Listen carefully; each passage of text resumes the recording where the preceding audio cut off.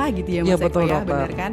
Jadi mata itu sebenarnya kita bisa lihat ya, mata ya udah mata aja gitu, padahal sih enggak. Jadi mata sendiri Lebih walaupun kompleks gitu ya dok ya? bener, jadi organnya tuh kecil tapi bagian-bagiannya itu kompleks dan memiliki fungsi masing-masing nih Mas. Oh, oke Jadi oke oke mungkin oke. bisa dilihat di slide-nya. Jadi mata itu sendiri memiliki bagian yang paling luarnya. Boleh di next slide. Nah, di bagian luarnya itu kita bisa melihat nih, nah mata sendiri kan salah satu dari panca indera yang kita punya. Panca indera kita kan ada 5, salah satunya adalah mata. Mata sendiri sebagai gerbang informasi pertama kita. Jadi cahaya yang masuk gitu ya, pertama kali kalau kita melihat di mata kita itu ada namanya atas bawah tuh kelopak mata. Kelopak. Betul, jadi di kelopak mata dia ada fungsinya juga nih. Fungsinya untuk membantu kita untuk menutup sama membuka. Oke Menutup oke dan oke. membuka. Kemudian ke dalamnya lagi kita bisa melihat nih bagian yang Fungsinya putihnya. fungsinya itu untuk Menutup dan membuka oh mata, iya. melindungi dari partikel yang di Oke luar oke gitu ya, oke. dari debu, dari Oke benda dokter. tajam, benda asing gitu ya, itu salah satu fungsinya. Kemudian juga penggerak bola mata juga sih sebenarnya Mas, di situ juga ada. Kemudian ada juga nih yang bagian yang warna putih, yang putih dominan gitu ya kita punya di sebelah sini. Nah, itu namanya adalah sklera. Sklera di sini adalah bagian putih yang ada di bagian bola mata. Kemudian selanjutnya ada kornea. Kornea ini adalah bagian yang di tengah ini kelihatan lebih bening gitu ya. Di tengah-tengah itu namanya kornea. Dia berfungsi untuk tempat cahaya masuk ke dalam mata itu pertama kali itu masuknya tuh through the kornea. Jadi lewatin kornea.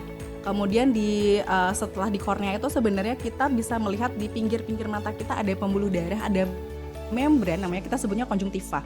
Konjungtiva adalah membran tipis yang ada di bagian bola mata dan juga ada di kelopak mata bagian atas maupun bawah Mas Eko. Yang bisa untuk melihat biasanya kan dokter itu mengecek itu ya anemia atau tidak gitu dok, bukan ya? Bukan ya? Bu ya, itu merupakan bagian dari, ini kan dari bawah ya, dari sini ya, salah jadi oh ya. konjungtiva palpebra inferior kita sebutnya itu. Oke. Gitu ya sebutnya.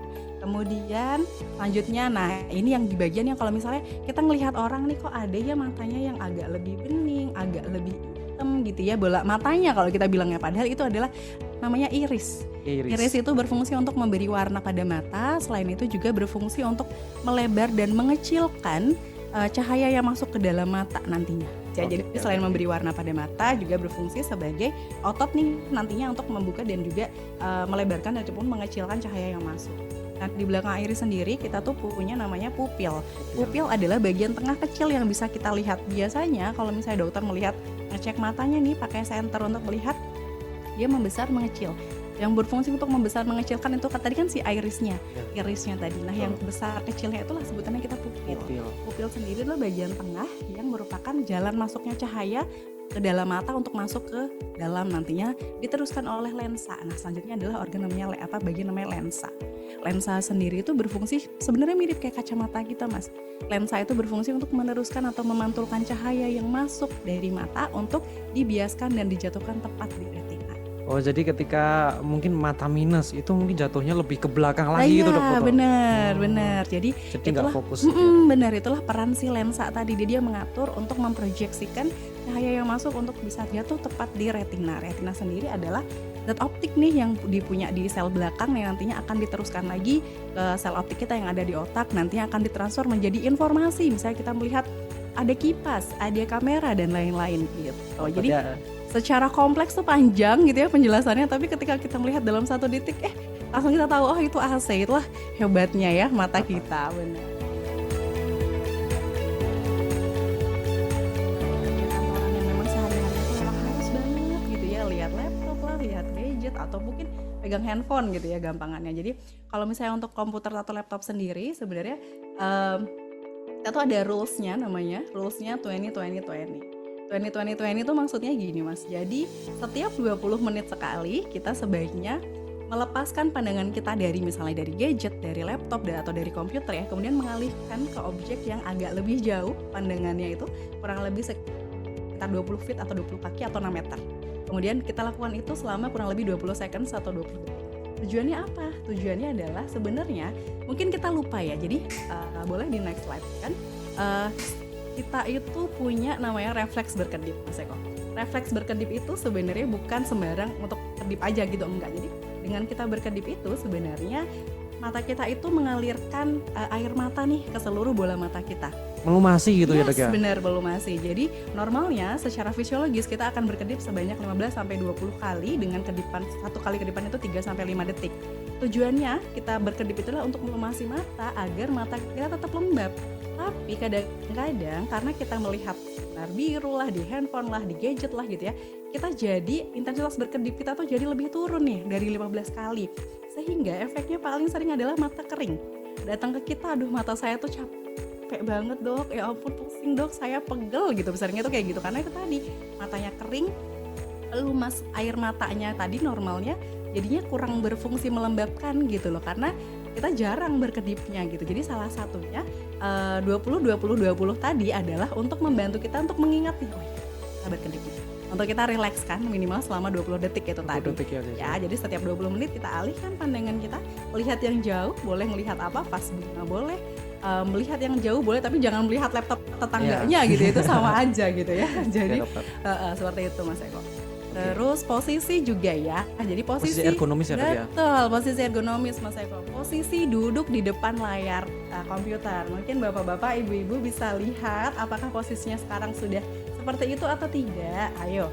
Jadi kalau misalnya belum, yuk kita koreksi bareng-bareng gitu ya. Jadi posisinya dia tegak, nggak terlalu, jadi dia menyender ya, punggungnya menyender ke kursi, tangannya dia sebenarnya ada boleh nggak harus di meja, kalau emang di kursinya ada pegangannya boleh.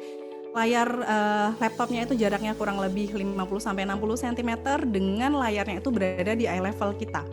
Kemudian Sejajar begitu dok di maksudnya. eye level, di bawah bukan eye ya? level kita. Jadi agak Di bawah di bawah. eye level. Nah, di gitu bawah ya. eye level kita gitu ya. Terus posisi ini gitu ya, menurut American Association of Ophthalmologists itu bisa membuat lapisan air mata kita itu jadi bertahan lebih lama sehingga harapannya menjaga bola mata kita agar lebih lembab gitu dengan posisi dan juga jarak yang seperti ini Mas Eko.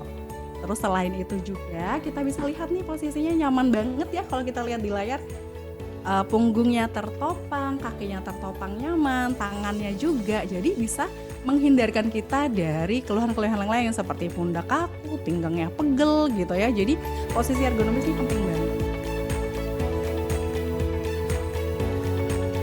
Iya dok ya. Nutrisi bener dari Wortel, apa yang dokter, kita bisa? makan. Bisa. Kenapa wortel bisa? Karena wortel itu bagus kandungan, ada namanya kandungan lutein dan juga zeaxanthin. Mungkin boleh di next slide-nya.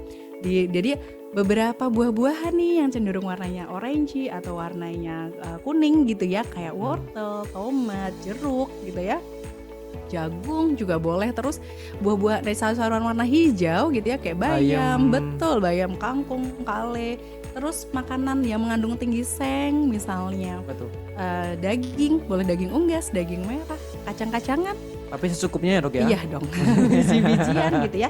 Itu bagus banget untuk memberikan nutrisi pada mata kita karena mengandung zat tinggi antioksidan yang berfungsi untuk menangkal radikal bebas nih pada mata kita.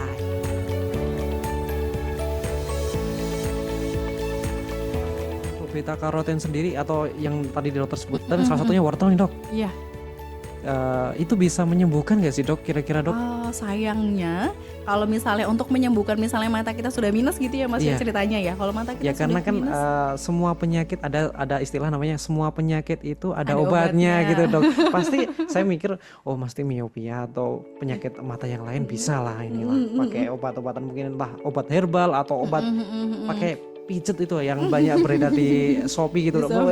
Atau maaf bukan bukan Di nyebutkan e-commerce ya merek. maksudnya ya, di Iya, e-commerce di gitu ya. e-commerce begitu. Sayangnya sih untuk sekarang ini kalau misalnya untuk kondisi masalahnya itu di lensa gitu ya kan, kalau misalnya mata minus atau mata ya tadi ya rabun dekat atau rabun jauh itu kan tadi kelainannya pada lensa tadi ya teman-teman ya. Jadi untuk saat ini kalau misalnya untuk menyembuhkan atau mengobati paling metodenya adalah surgery dengan menggunakan lasik gitu. Jadi kalau misalnya makanan tadi fungsinya adalah untuk mengoptimalisasi nih mata kita, misalnya lagi udah nggak ada, misalnya kita lagi gangguan refraksi tidak ada, kita mau menjaga nih mata kita Mas biar tetap oke, tetap bagus gitu ya. Nah penting banget untuk menjaga asupan itu. Tapi kalau misalnya untuk menyembuhkan sayangnya sih belum ada.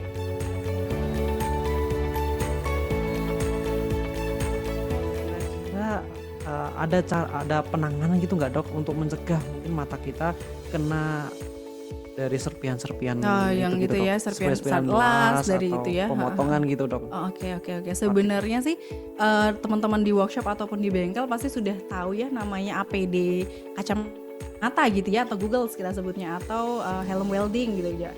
Next slide-nya boleh? Biar ada gambaran nih. Jadi ada kacamata goggles. Nah, kacamata goggles yang disarankan atau yang kita harus sebenarnya pakai untuk pekerja-pekerja yang ada di bengkel, untuk melakukan pekerjaan-pekerjaan pengelasan dan lain-lain, sebaiknya itu yang menutup ya.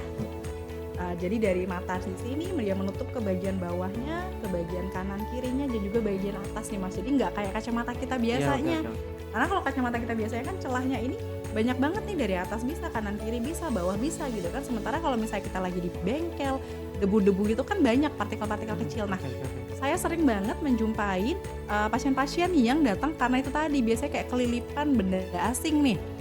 Kelilipan mungkin biji apa sih namanya, bekas las-lasan lah pokoknya Iya, ya, partikel gitu ya dok ya, partikel partikel, begitu. oke. Nah, kalau misalnya kena kayak gitu ya, itu sebaiknya tuh jangan langsung dikucek ya. Jadi mungkin karena kita refleks ya biasanya Takutnya Mas ya. luka gitu ya dok ya, Bener, resikonya kalau ya. misalnya dikucek tuh takutnya resikonya luka, karena kan kita nggak tahu nih benda asing apa sih yang masuk di mata kita gitu Mas. Jadi sebaiknya jangan dikucek ya Oke, gitu. oke, Jadi oke, dokter. nanti nextnya, nanti selanjutnya saya akan jelasin nih gimana sih penanganannya gitu ya. Jadi kan kita harapannya sih dengan memakai APD yang benar, mengurangi resiko terpapar itu tadi ya, masuk ke dalam mata kita. Terus kalau misalnya ada juga namanya kaca welding atau helm welding nih, yang bawah itu biasanya dipakai untuk pengelasan. Pengelasan. Benar.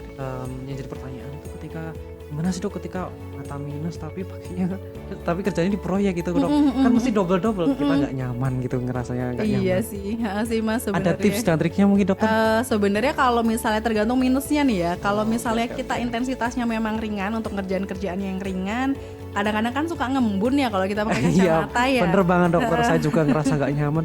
Yo, gitu. Kadang-kadang ngembun gitu ya. Tapi kalau misalnya kita melakukan, kan biasanya rabun jauh itu atau miopia paling seringnya tuh kan jaraknya tuh, kalau misalnya kita tuh nggak bisa melihat jarak jauh gitu ya, tapi benda-benda jarak dekat kan sebenarnya kita masih bisa melihatnya. Jadi kalaupun memang intensitasnya ringan atau waktunya tuh cukup nggak terlalu lama, mungkin boleh sih misalnya kalau minusnya ringan atau apa, boleh dicopot sebentar gitu. Tapi kalau misalnya minusnya memang tinggi dan membutuhkan waktu yang lama untuk melakukan, ya mungkin boleh diganti mungkin pakai soft lens atau apa gitu. Tapi tetap harus pakai kacamata goggles ya gitu. Jadi mau nggak mau memang Mas, memang seperti itu. Atau mungkin pakai helm welding, karena helm welding itu kan nggak neken di bagian matanya, nggak terlalu neken, beda sama goggles. Jadi dia memang kacanya tuh agak lebih hitam, agak lebih gelap gitu.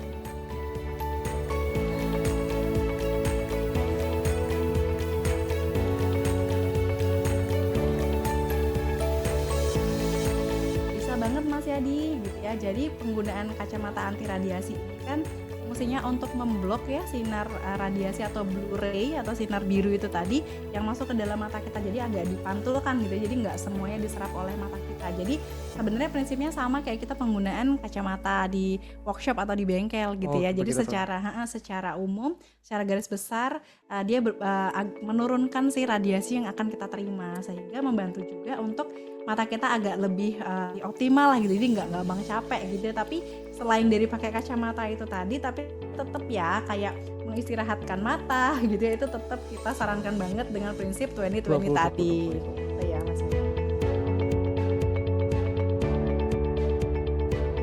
Nah, selain itu juga obat mata itu rata-rata itu simbolnya adalah K atau obat keras, obat K gitu ya. Jadi tidak boleh dipakai misalnya tanpa prescription dari dokter ataupun resep dari dokter gitu ya. Jadi boleh banget penggunaan obat tetes, kecuali kalau yang kayak on the counter gitu ya, merek-merek yang boleh dijual bebas, mangga aja silahkan. Jadi kalau misalnya fungsinya adalah untuk air mata artifisial atau air mata buatan, boleh, nggak apa-apa. Jadi ditetesnya berapa kali? Boleh 2-3 kali boleh, sebanyak 1-2 tetes nggak apa-apa.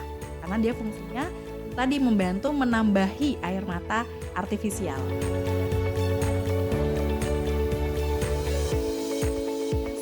Disarankan seperti itu ya Mbak Siti ya. Jadi kalau misalnya dikhawatirkan ya itu tadi, karena lensa kita kan yang tetap ketika kita tuh butuhnya 6,5 gitu ya, terkoreksi sempurna itu dengan lensa 6,5. Tapi kita karena nggak ada, kayak aduh males lah upgrade misalnya gitu ya, jadi kita pakai yang sebelumnya. Nanti lama kelamaan akan akomodasi dari jadi daya lensa kita untuk menjatuhkan cahaya tadi di depan retina tadi jadi lebih ekstra lagi nih akomodasinya. Jadi kita secara nggak langsung biasanya akan refleks memicingkan mata, Mas. Tujuannya untuk memfokuskan objek yang kita lihat. Itu akan bikin mata kita cepet capek. Nanti lensa kita juga akomodasinya maksimal terus. Karena itu tadi ada otot-otot, kita tuh punya otot sebenarnya di lensanya itu Kompleks ya, Dok, ya? kerjanya itu ekstra terus, makanya nanti gampang capek biasanya kalau kita nggak pakai kacamata sesuai dengan kondisi kita saat ini. Nanti lama-lama akan memperburuk juga kondisi mata. Nggak cuma nambahin minus, tapi dikhawatirkan ada namanya penambahan tekanan intraokular atau tekanan di dalam mata. Itu yang lebih bahaya. Gitu. Jadi kalau bisa ya jangan, jadi sesuai aja, sesuai dari kondisi saat kita periksa itu. Ya, makanya sering-sering dicek kondisinya, apalagi ada gangguan refraksi minimal setahun sekali, ya untuk ngecek kondisi matanya.